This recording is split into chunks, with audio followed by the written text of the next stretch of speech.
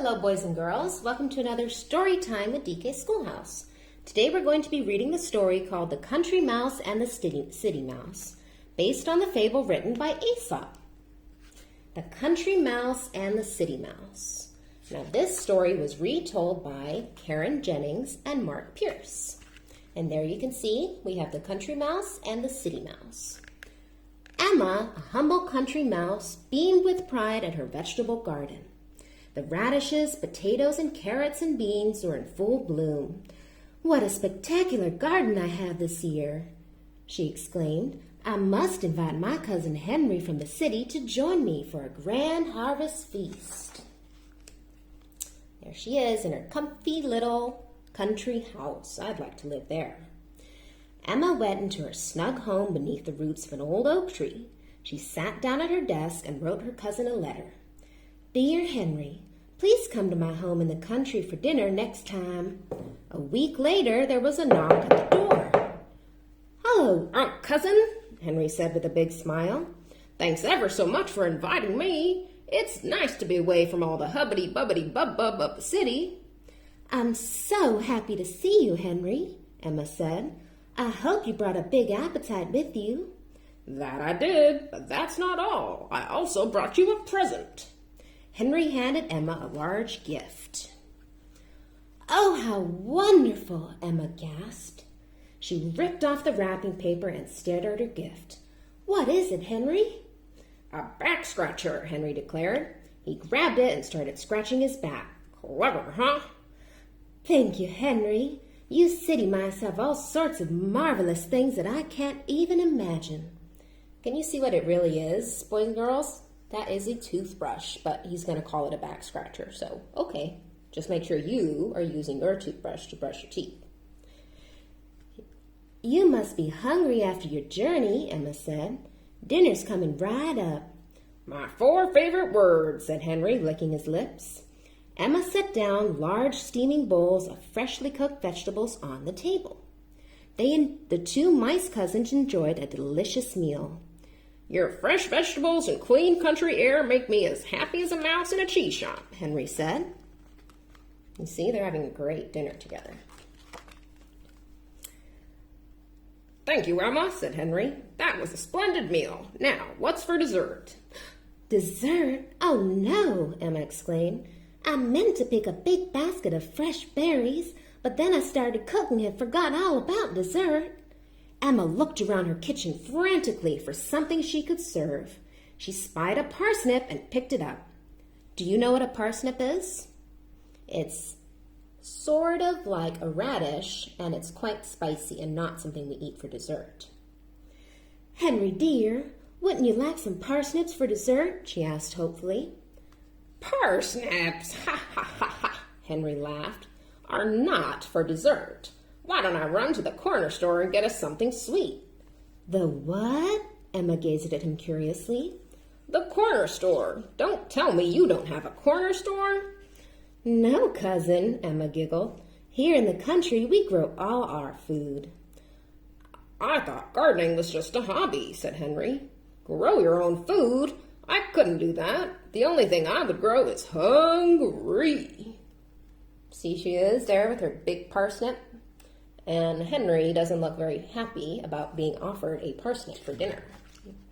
It's dessert, I wouldn't be either. "I should have brought something from the city," said Henry. "We have the most wonderful desserts you've ever tasted." Henry jumped up. "I know. Why don't you come with me into the city for dessert?" "Really?" Emma asked. "Really," Henry replied. "Wait just a minute while I get my hat," Emma said, and the 2 mice set off for the city. When the 2 travelers reached the city, Emma looked around at all the amazing sights. The buildings were so tall, they blocked the sky from view. Cars and trucks raced about, blaring their horns. People were in a terrific rush.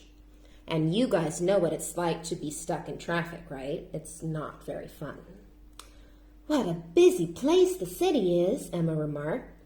"Hang on tight, we're almost there," Henry said. Henry drove down crowded streets and alleys until they came to a 3-story townhouse. "This is my home, cousin," Henry said. Oh, Henry, it's glorious. Emma was enchanted by the look of his stately building. And that, Henry pointed to the restaurants, is where we'll get our dessert. It's called Sweet Treats. No one is there now because it is so late. Let's go.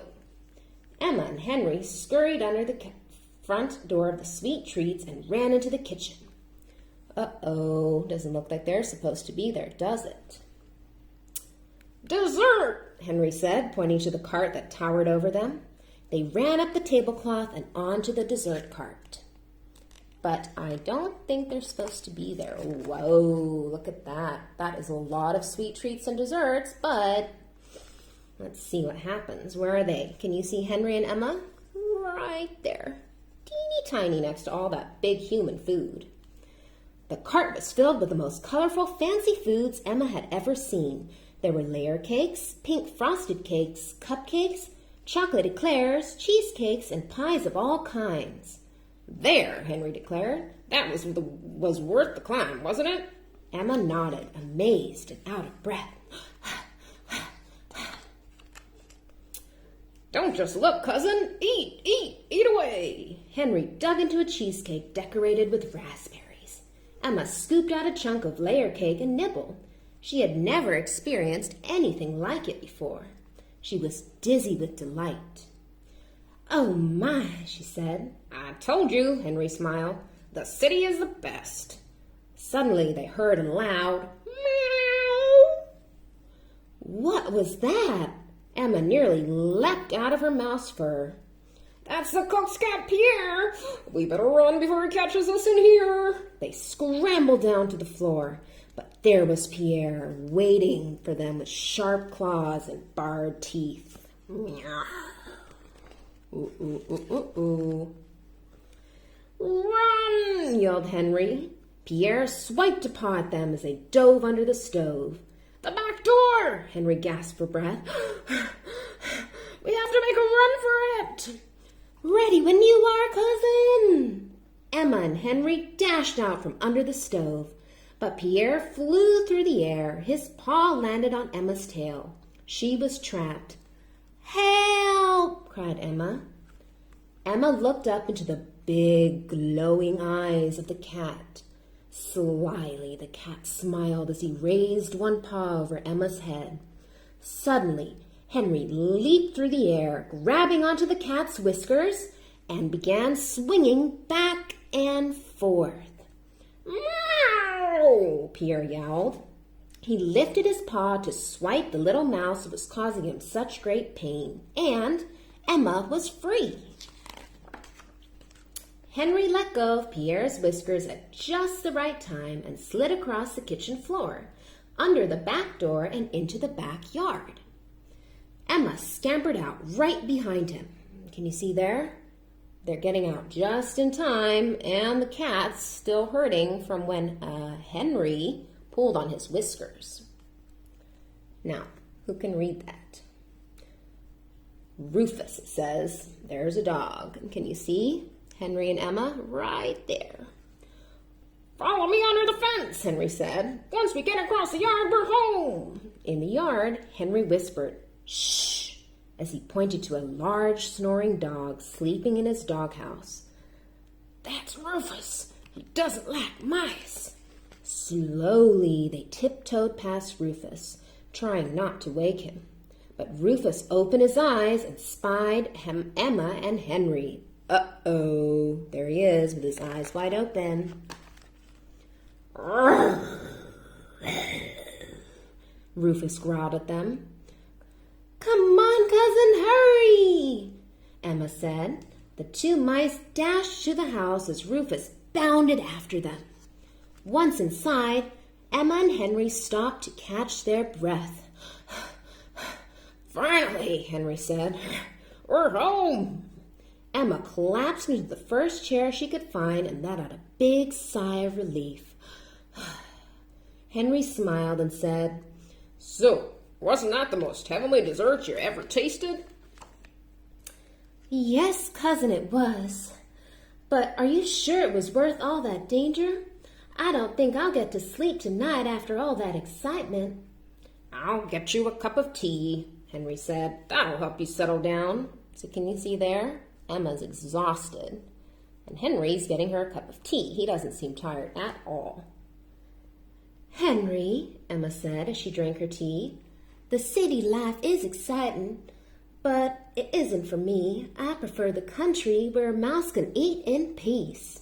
I understand, Henry said. The city's not for everyone, but I love it. And I love the country. Do promise me, dear Henry, Emma said, taking him by the paw, that you will come to my house next autumn when my vegetables are once again tall and beautiful. Of course I will, Emma. And next time I'll bring the dessert. Now, I'll take you home.